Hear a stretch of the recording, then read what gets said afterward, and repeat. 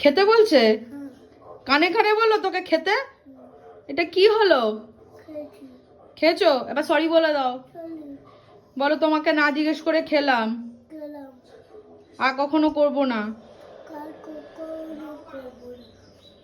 হয়েছে নকুলদানা খাওয়া? ভালো নকুলদানাটা? ঠাকুরের থেকে খেয়েছি?